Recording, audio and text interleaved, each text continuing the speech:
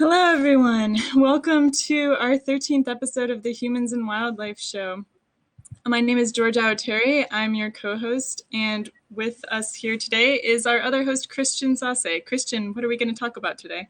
Yes, hi, Georgia. This is a very interesting topic today. It's all about drones and wildlife. And I just wanted to quickly say also, before we even start, Peter Bittner's just jumped in from HAPS. So let's get him on board very quickly because I think he should be part of this because it's all about collaboration. Yeah, so for those of you who don't know, it's Collaboration Day on HAPS. And here we have one of the co-founders of HAPS with us, Peter.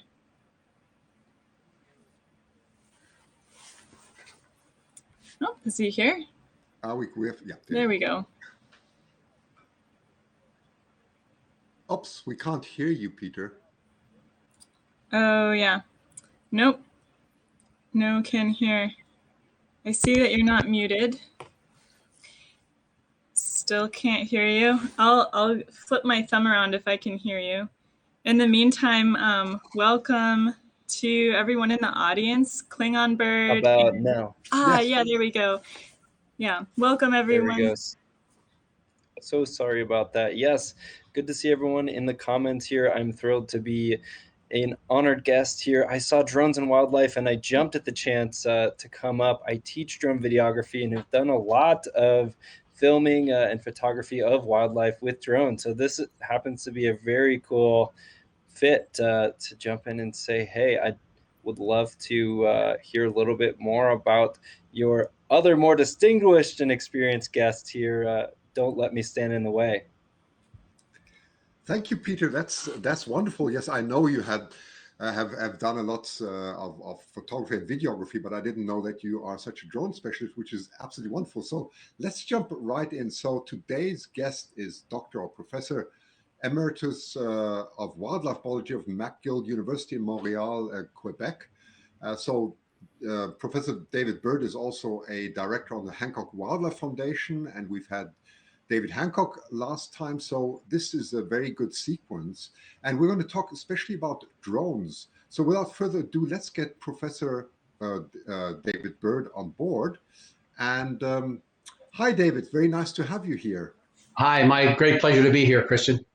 Well, it's really wonderful. I'm going to put the first question directly at you, David. How did you get into the world of drones? Well, about, I'd say 14 years ago, one of my former ornithology students emailed me to ask me if I could help her retired engineer father living in Vancouver to design UAVs to repel starlings from vineyards, from a friend's vineyard in Kelowna, BC. And I said, sure, I'd be glad to help you. He wanted to have the drone look like a hawk. And so I said, well, I'm a bird of prey expert. Of course, I'll help him.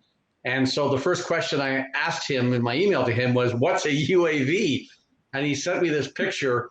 It was a stylized drawing of a soldier bending down on one knee with a laptop in on his one knee. And on the other hand, he had this little microcopter. And he said, the military called them drones then. We people that were using them for other purposes kept calling them UAVs, unmanned aerial vehicles. And so as soon as I saw that picture and he explained what the soldier was supposed to be doing, I said, oh my God, I can put one of those things up over an eagle's nest or a hawk's nest and look inside and take pictures and save people tons of hours of climbing, plus all of the disturbance and stress to the birds. And so long story short, I ended up getting an initial research grant from the Molson Foundation in Toronto to embark on this, and they've been supporting my research ever since. And I've now enlisted another partner, Paul Pace, who is a retired aeronautical engineer and military scientist who had, at the time I met him, he had 30 years of experience working with drones. And so, and then thirdly, we've now enlisted the young professor at McGill who replaced me, Kyle Elliott. And so we have this team of 3 guys, and we work together on almost everything. We're like married at the hip, the 3 of us. Well, that's fantastic. David, do you want to go straight into your presentation, and shall we get going with the topic? And we'll ask the audience to throw in lots of questions. Is that okay? Well, before we do that, let's address the elephant in the room. There are a lot of misconceptions about drones among the public's eyes all over the world, for that matter. And I've been going to drone conferences everywhere all over the globe, giving talks and so on, and watching the evolution of drones to be used for non-military purposes, and of course seeing all sorts of papers being published. And the main concerns that the public has about drones are, first of all, the safety issue, the fact that these things can fall out of the sky. There was a famous case of a kid losing his eye to the falling drone of a neighbor and so on. And then there's the big brother concept. People are worried about the idea of the police taking, using these things to spy on us, and maybe take our pictures at protest rallies and so on.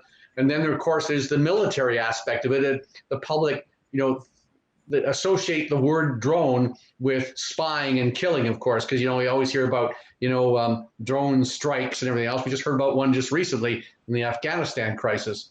And then finally, there is the idea that terrorists can use drones, and we have yet to see that become a major thing and so on. So those are all the different concerns that the public has. What I've been doing the last 13 to 14 years is to try and demonstrate that drones can be used for really, really good things. And because my specialty is wildlife in general, I've been grasping at every opportunity I can get to show neat things that drones can do. So we can start with the presentation now if you wish. Very well. Georgia, do you want to just put it on the screen, please? And Oh, sure. I'm not sure which one it actually this one. Wait a minute. Shall I put it? It's just one to call the screen. Hang on. Oh, is it this? Like here. Okay. Yeah. There you go. Yeah, this is basically my wish list, and essentially, we've accomplished a lot. I've published about roughly a dozen papers now with various collaborators using drones to study wildlife. I would say mostly birds or whatever, but there still remains my so-called wish list of things that I would still like to do and cannot do yet because of regulation concerns and so on.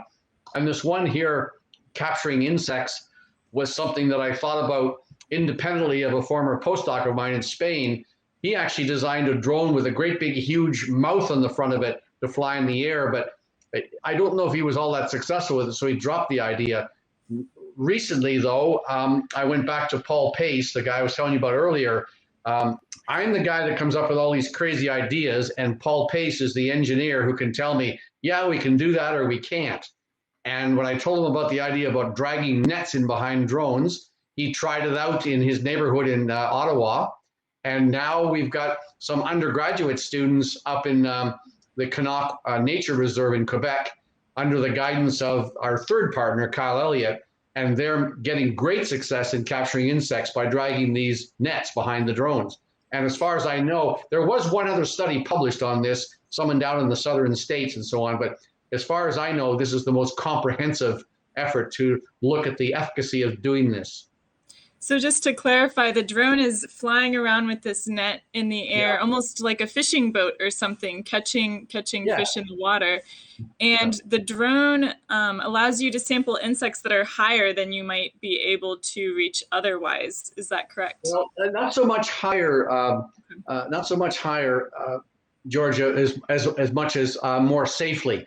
My original idea was to have a drone flying with a net behind it, or sticky tape or whatever, right over the top of a canopy of a forest, because you can't fly a Cessna aircraft that low to collect insects. And someone did publish a paper many, many years ago on doing that, but there's no way you can fly a Cessna right over the tops of the trees.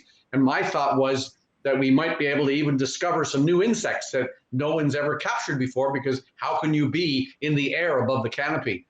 Now, what's happened now is with this particular study is that we're not only looking for perhaps new insects that haven't been discovered before, but more importantly, we're trying to use this technique to get numbers of insects so we can actually sample insect populations. Very recently, there have been a number of papers that have come out showing that insect populations are greatly in decline. As much as 40% have disappeared, insect biota. And so using a technique like this, we might be able to get an idea of how many insects are in a given area, for example, and what's the variety, which ones are missing and which ones are not. Yeah, David, do you want to ask George? Go ahead, Christian. No. Okay, I'll go ahead. We're both very keen to interview you, David. Yeah. So the question here from Gentleman Ghost is a very good question. So he says, my obvious question, limitation of drones for wildlife because of their sound interfering with passive observation. I think we were talking about that, right? Mm-hmm. Yeah.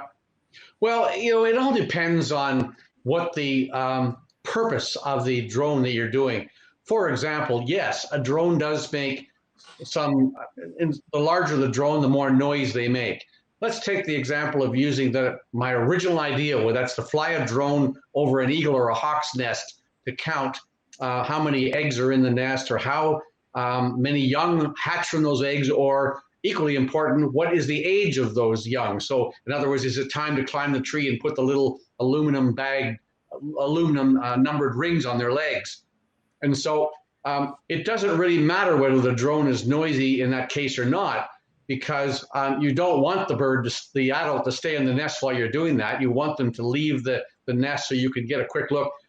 Literally, by the time you launch the drone in the air and fly it over that nest and bring it back and walk it away with it, you're talking about 5 to 6 minutes.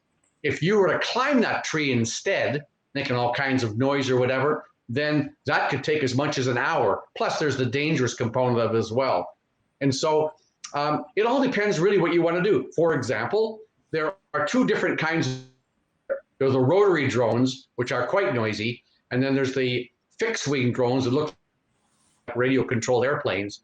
And those ones, you're more likely, they stay up longer, and those ones you're more likely to fly about 300 to 400 feet over your target animals, and they don't even know it's there.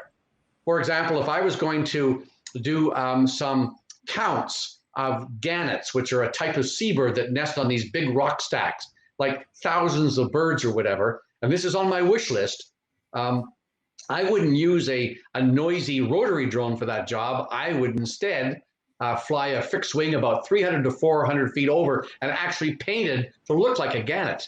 And we have one to do that. I just haven't been able to find a place that will allow us to do it, because they're all afraid we're going to disturb the birds.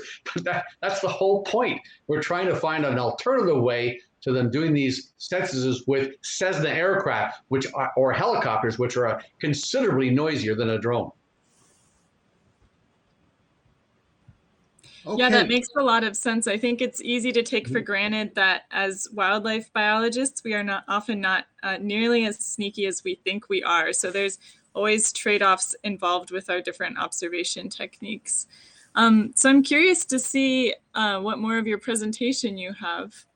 Yes. Well, looking at the slide right here, what you're seeing there is you're seeing a small falcon called an American kestrel. It's actually declining. And we could talk about that in a future broadcast if you'd like. And because there's going to be a big symposium on this species, and I'm doing the leadoff paper because I studied kestrels for 40 years. And so here I've been talking to you about flying a drone over an eagle's nest or a hawk's nest.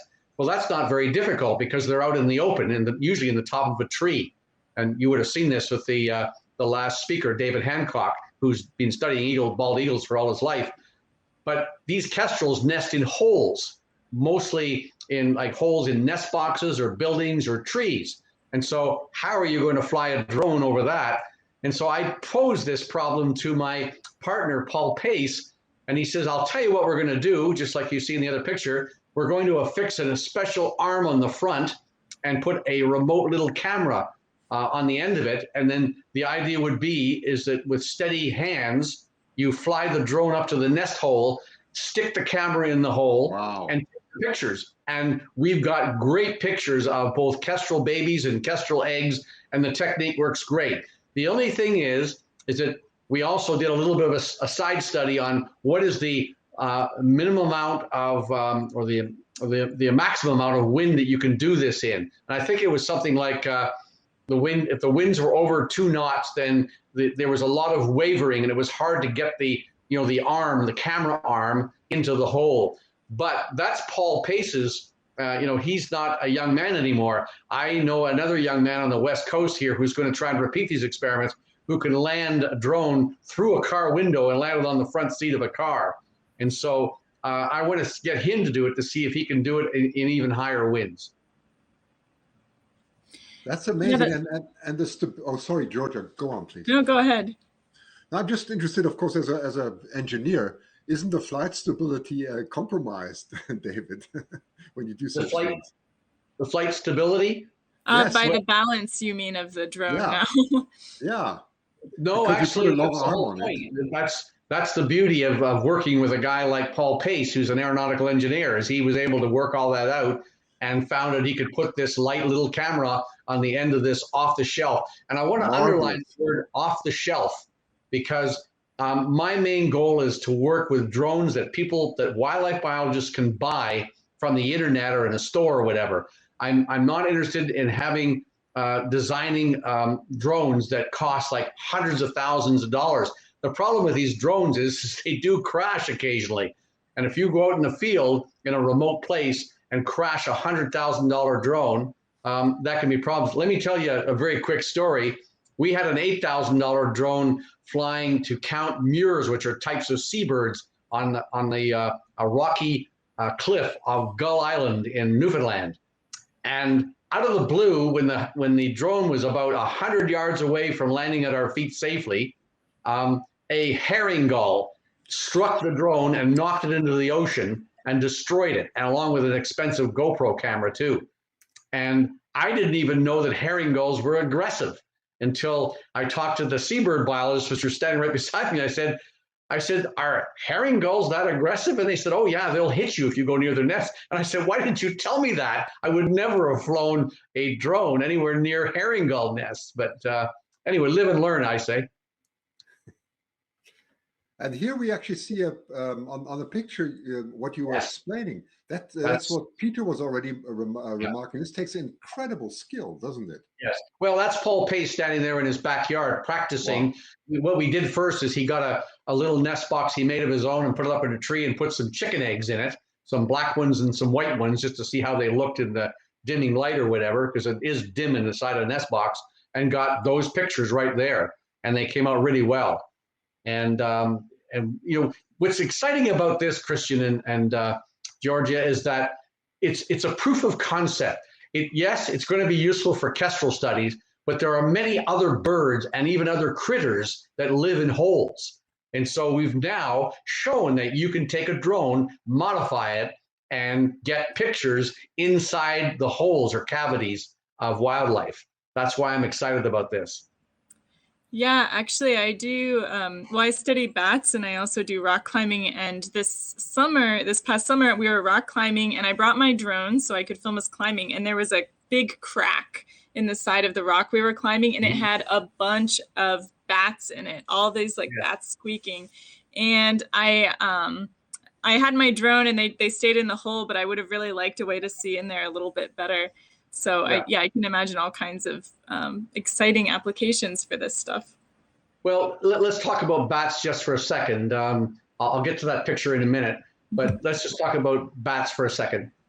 We have published one paper already on the use of drones to look at bats. Unfortunately, it showed that drones aren't necessarily the best tool to track bats, to find out where their nest holes are and so on, where their their roosting caves are, because they do tend to interfere, that the noise actually disturbs the bats. And so I'm prepared to take negative results as long as positive results, as long as it's truthful.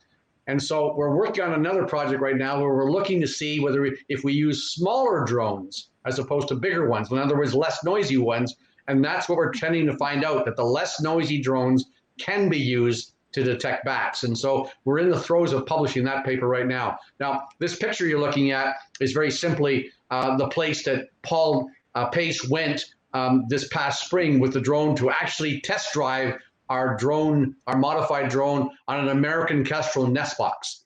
And we got some great pictures with that. I don't know if it's in the next slide or not.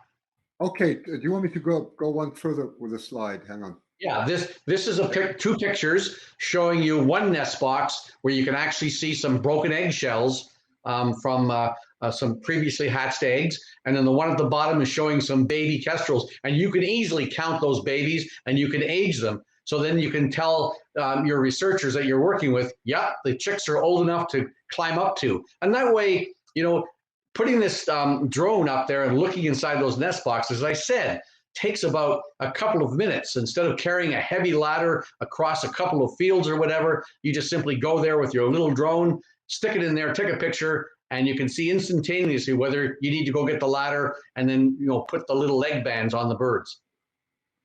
That's incredible. Yeah. Oh, here we go. Well, what this picture is showing you here and why it's on my wish list is that I have been trying for the last 10 years to convince the California condor people in the States. I've gone to the Peregrine Fund in Boise. I've gone to the Fish and Wildlife Service because there are many different parties studying condors. And condors, like kestrels, nest in cavities. They don't nest in open on tops of trees or that sort of thing. They nest in caves. And because of that, it's very dark in there. And so, and California condors, of course, are highly regulated. They're such an endangered species and so that's why I haven't been able to get permission yet to do it. And likely what will happen is that some American biologist will eventually get permission to do it, and I'll be left applauding them for their success, because to me, some of these condors will nest up a cliff about 800 feet high. And so for you to try and climb to that is very dangerous and time consuming and probably more disruptive to the condors than flying a drone up there. But I hasten to add that I'm not just interested in to know whether the drone can get good pictures, either in a cave or in an open nest. I'm even more interested to know on how does the adult birds react to the drone. Do they attack it? Do they stand by? Do they go away? Or are they just curious? And we've already published one paper showing that the birds that are most aggressive to these things are ospreys. But ironically, they're aggressive to them in Montana, but not in Finland. The Finnish biologists that I work with have been using drones to count osprey nestlings for the last several years and have had no incidents of a drone being struck by an osprey. But in Montana, when we did our published study and collected our data, we had 2 such attacks. And ospreys hate these things, actually, and they'll even attack them when they're whirring on the ground, the rotary ones. So these are all things that I'm kind of looking at. So that's what that cave one's all about. Yeah, David, I've just got, I think Peter, who's got a lot of drone experience, has some experience with wildlife conservation. Maybe, Peter, could you just elaborate a bit more of what you've been doing? Sure. So it's really interesting to hear, Professor, about all of these amazing kind of proof of concept and studies using drones for this really highly specialized type of field research. In my experience, so I used to work as a consultant for the Wildlife Conservation Society in Mongolia that was actually tracking megafauna, in particular saiga antelope, using drones, because in Mongolia there's just so much open terrain. It can be very difficult to actually approach some of these incredibly fast land mammals, right? I mean, these saiga, I have a link here. Maybe I can screen share what they look like, because they are fascinating creatures. But let's see if I can, I'll just take a screenshot. They are pretty funky looking. They have almost like an elephant-like nose, but they look in many ways like a deer. And here I'll just upload this image, but it's been used for population census research in a number of areas of Mongolia, particularly in the open plains and the desert, where it's incredibly difficult to track them.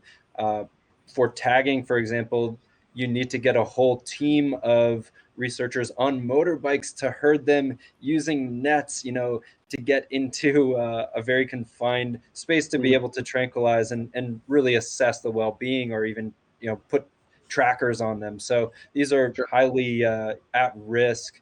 Antelope, there have been massive die-offs throughout Central Asia due to a number of I think fungal like pathogens that have come more and more common as a result of climate change. But anyway, fascinating to hear about some of these applications for bird life too, and that's just truly amazing. You can get a pretty good count at about 500 feet even, which is pretty high up. You're able to see the dots down there on the field. I wish I had a photo of that. Unfortunately, that belongs on my colleague's hard drive somewhere, but it's really interesting to see. I'm wondering, Professor, have you had any issues of birds abandoning nests or being frightened, to the point where it actually impedes some of the research you're trying to do, or really, could be counterproductive?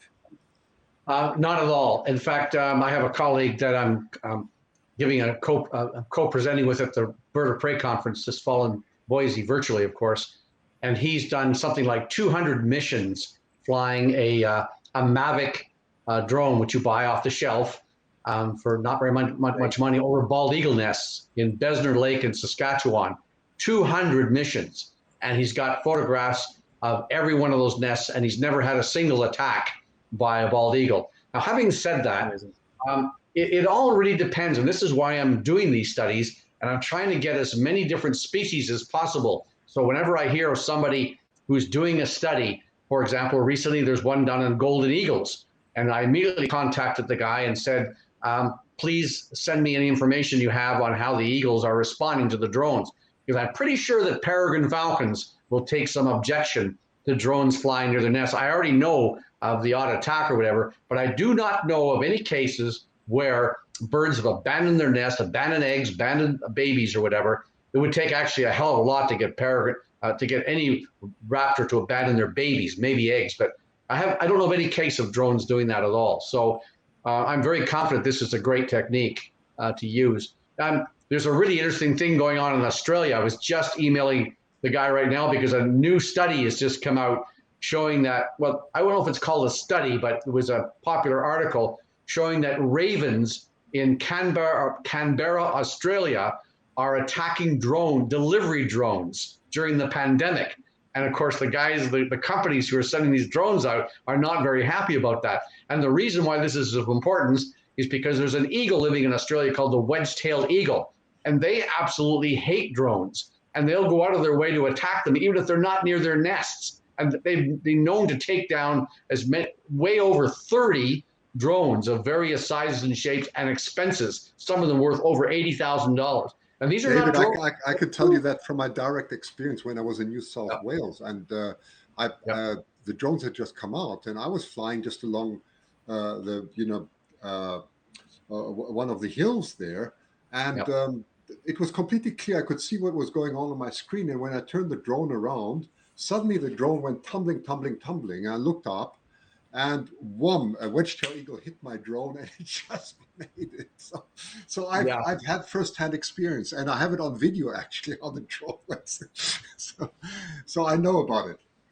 Yeah, well, the thing is, it's all a matter of choosing the right drone for the job. And if you want to look into a hawk's nest or an eagle's nest, or as I've shown you, a kestrel nest hole, there's always a way to do that sort of thing. And I'm looking at some of the comments here about drones scaring birds away. Well, there are actually friends of mine out there that are doing just that. They're trying to use drones to scare birds away from airports and town landfill sites. And there are companies in I don't know about the States, but in Canada, one's called Goosebusters, and they actually run by young kids, teenagers, who use drones to haze geese and gulls out of parks and golf courses and so on.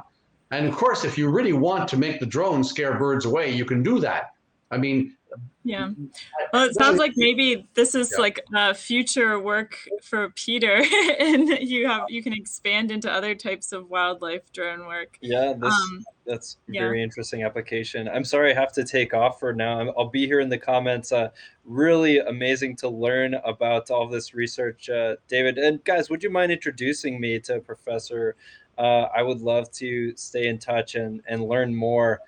Maybe even attend some of these virtual events too that you're speaking at, David. I'd love to hear from you, Peter.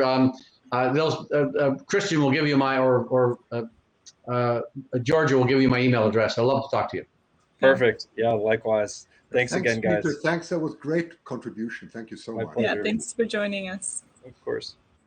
No, actually, Peter raised a very good point. And we've been focusing a lot on looking into bird's nest or whatever, but people all over the world are using drones to count wildlife from the air, and not just birds, like moving, wildebeest and elephants and all sorts of things. And some of those animals are definitely more sensitive to drones than others. Elephants, for example, apparently have the ability to hear even a fixed-wing drone flying over top of them, because their ability to hear infrasounds and very, very light frequency sounds. So again, it's a matter of us designing drones that overcome these problems and so on.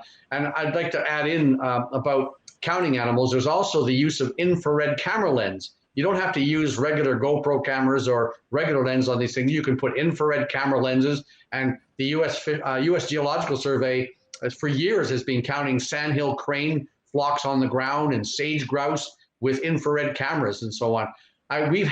We were experimenting with as well, but we found that if there's any kind of vegetation over the ground nest, say of bobolinks, a little tiny songbird that lives in farmers' fields, then the infrared camera cannot pick up the heat signature from the nest or the eggs or whatever.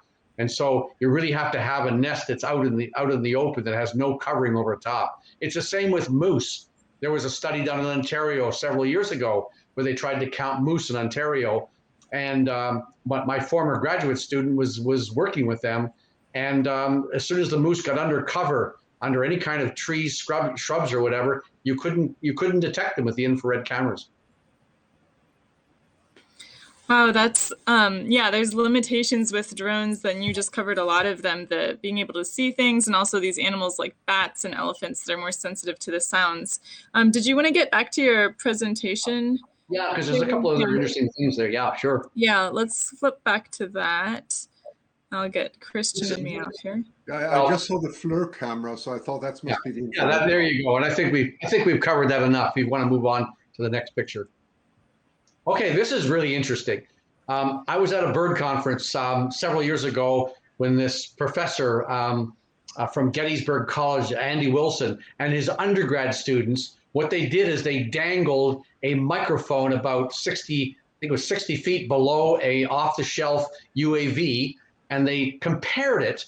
They flew it through the forest, and they compared it to a human walking through the forest and doing point counts, where you stop every prescribed distance, and then you listen for calls of birds. You record them, and then you can say, okay, there's so many species in the woods today, or whatever. And the idea was to see how well the drone did, and the drone did extremely well.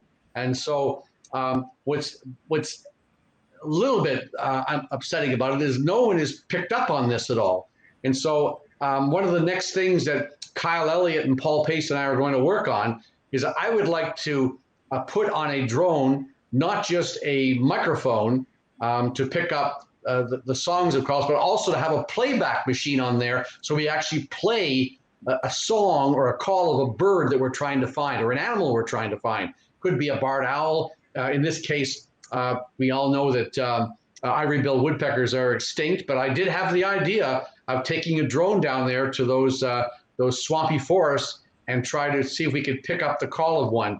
But I'm pretty convinced now they're gone. But the idea is that you play the call of the bird, and then you record if the bird calls back, which they often do when you play them. And this is a project that's on my wish list. Yeah, so this is really cool because it's combining what's old, like these old methods of using playback calls and just walking and looking with drones, putting the thing that's emitting the bird call on the drone and using the drone as your eyes instead of the person. So it's really cool how the drones are like emphasizing the techniques that we've already found to be tried and true, and building upon them. Yeah. We have some interesting questions. James Bourne asks, if costs and regulations are significantly different between fixed wing and rotor drones, do you know? Well, I haven't looked at the latest regulations. In Canada, for example, we have to deal with Transport Canada, and in the States, it's the FAA. But it has a lot to do with the size of the drone. And this is a very good question that's being asked here, because as I've told you earlier, fixed wing drones are often more likely to be flown at much higher heights, altitudes than fixed wing or the rotary machines. The rotary machines they don't stay up as long, and they are definitely more intrusive than flying something 300 or 400 feet high. So I'm sure the regulations are going to be a little bit different, but it doesn't overall. If you're going to fly a drone, or as they call them they call them RPAS, remotely piloted aircraft. By and large, you've got to follow the regulations, and there's a certain minimum weight.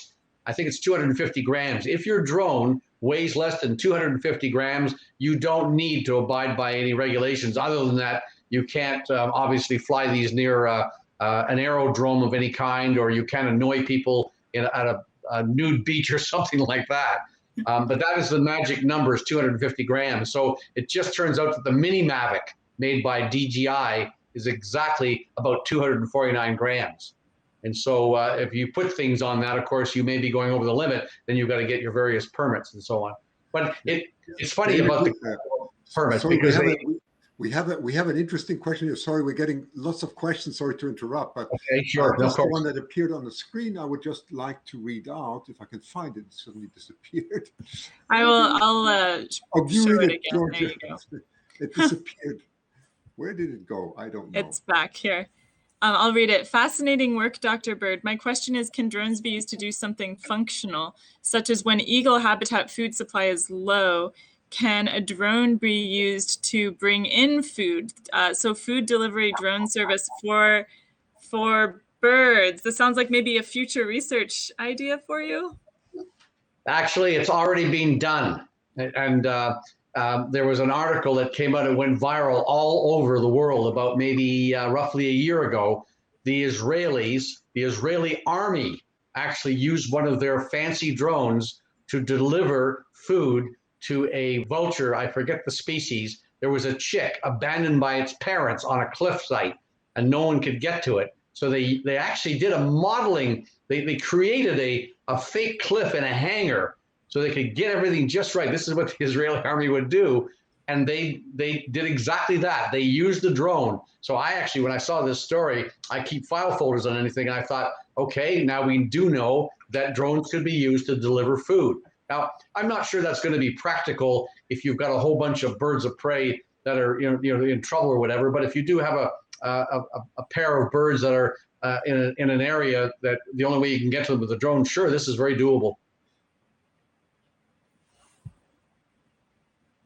That's so cool. And we have another comment from David Howden, who is an amateur entomologist in the UK.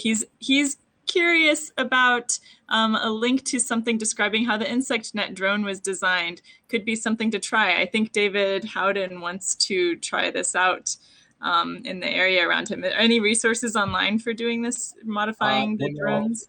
It's all brand new stuff. I think the best thing for him to do would be to email me directly, and I'll put him in touch with Paul Pace, and Paul will tell him. We are happy to share information and get other people doing this work. It's not a matter of trying to keep it to ourselves or whatever. It's we definitely like to share it and get other people to do it, because that's the whole idea. I like the idea of being a pioneer with this, and that's one of the reasons why I'm sort of retired, but I can't walk away from this stuff because it's so exciting. It's something that every scientist dreams of, is being on the wave or the cusp of something that's pioneering, game-changing technology, and that's what this is. So have David contact me, and I'll get him in touch with Paul Pace. Okay, David, something about this slide, or do you want to skip this one? Oh, no, I got to talk about this for sure. You remember I said earlier about people using drones to scare away birds? Well, there's a number of people out there doing that with some success. But the thing is, the idea of using a radio-controlled airplane that looks like a hawk is not new. It was done back in the 60s by Transport Canada. The problem is that the nuisance birds, they habituate to it. If they don't get hurt or killed in any way, then they get habituated. The only thing they don't habituate to are live trained falcons. And so we're trying to come up with drones that mimic live trained falcons. And so this is a whole talk in itself, essentially, but I'll make it very quick. I think we need to have drones that do more than just appear and make some noise. I think they have to make maybe alarm calls or some raptor calls or shoot some kind of pellets that sting, although Paul Pace has told me that it's very difficult to be accurate shooting any kind of rock salt or small stones or something from a drone to hit something flying in the air. He says it's almost impossible. So I have the idea of what about putting on green laser beams on a sort of a revolving turret. So, because birds hate green laser beams. You know, those things that some idiots that try and fly or shine into the lights of pilots' eyes. There was a case of that just recently, of someone doing such a stupid thing. Anyway, not easy to get permission from the FAA and Transport Canada to mount a laser gun on a drone, which is already on shaky ground with some of the public. So that's going to happen someday. They're actually using laser beams like the one you see in this picture here on poles on farms in California, and they're about 95% effective in scaring birds away because they don't like green laser beam. But they're also dangerous. I mean, if you had somebody wander onto the property and got one of those laser beams in the face, it would blind them. So it's a bit risky technology so far.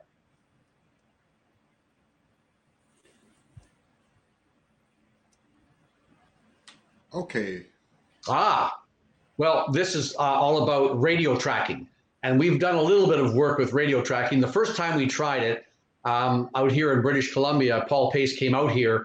We found out there was a lot of interference between the drone's motor and the receiver on the drone. And so we couldn't get it to work. Meanwhile, Debbie Saunders and her Australian colleagues came up with a fairly expensive but very effective drone machine for tracking wildlife. And they're getting contracts all over the world now. Because she hires herself out, and I'm hoping to collaborate with her because, as I said to you earlier, Paul and I are really interested in using off-the-shelf equipment that wildlife biologists can afford. We cannot afford $100,000 machines. That's why you have to hire Debbie and her company, because to get a machine of your own is not cheap to develop. So we're trying to do this, and that's what Paul's done here. He's managed to not only affix a receiver and antenna to an off-the-shelf, inexpensive drone, but it actually works, and he's found a way to get around the static interference as well. So that's what this is all about. We're still looking for a test case on which to try this with somewhere in Canada. Yeah, David, I have a quick question. I'm not so worried about the technology. You know that I do a lot of technical things. That's why I'm interested. I'm more worried about the permits that you need in order to even fly these things. I think the technology to do this, I could do, but would it be very difficult to get permits? And so all you need to do is go to the Transport Canada website in Canada and the FAA one, and it's very straightforward what you have to do. It all depends on what you're trying to do. One of the things, because I see where the time is, we're running out of time here, and I want to say this, in the States and in Canada, the one thing that we're all hoping for, all the people that want to use drones, including delivering things and counting animals or whatever, is beyond visual line of sight. We all want the ability to let our drones go up in the air and fly over top of a forest out of our sight, which you can't do now. You can get permission for it, but you've really got to prove that you've had a lot of experience in the area, and you're maybe only going to be allowed to do it in a remote forest, maybe the tundra up north or over the ocean.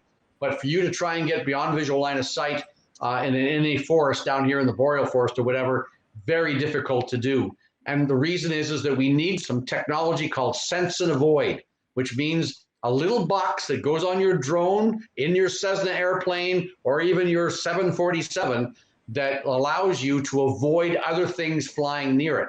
So eventually all vehicles, whether it's on the ground or in the air or in the water, are all going to have this sense and avoid technology, and they'll know where. And then you'll start seeing drones delivering packages all over cities everywhere. That's interesting. David, is there any last slide that you want us to show? Let's pass on this one here. This is just simply looking at into chimney swifts and collecting data on the microhabitat. Go to the next one there, please. Sure, 1 second.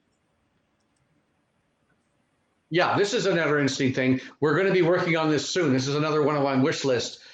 It's well known that you can capture animals as big as a moose or a caribou by firing a Spider-Man type net over top of it from a manned helicopter, or I should say crewed helicopter.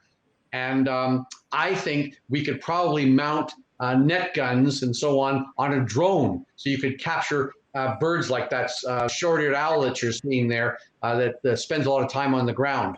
Next slide there, please. And this is just talking about sensitive void technology. If we had it, we could put it on a plane like that fixed wing drone, and have that fly for hundreds of miles up a river and take pictures and count endangered species like harlequin ducks. But again, you have to be able to know that plane is not going to come around the corner and hit a helicopter or a Cessna with some fishermen or something like that. So next slide, please. And this, again, is talking about beyond visual line of sight. If we could do it, we could actually have them flying along wind turbine fields and power lines to count, to look for, birds that have hit the blades or got fried on the wires or whatever. But again, not easy to do that without beyond visual line of sight. Next. And, we've been talking a lot about the air. What about other drones? What about drones that go under the water? Those are drones as well. There are drones that go under the ground or on the ground.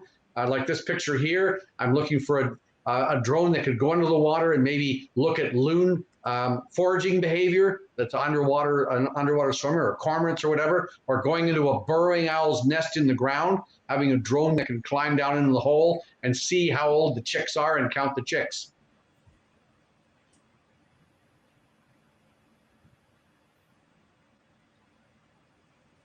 And then this is coming back to capturing wildlife. What about mounting a tranquilizer gun on a drone to tranquilize a dangerous polar bear or something like that? I have contacted the Polar Bear Research Society, or whatever they call themselves, to see if I could work with a polar bear biologist in Canada. And they don't want to do it. They just want to do what they've always done and land the helicopter with biologists near the thing and get out and approach the bear and use a regular gun. I don't understand the logic of that, but it's going to be done someday, I guarantee you. Okay, that's another topic. Maybe we'll do that on another day, David.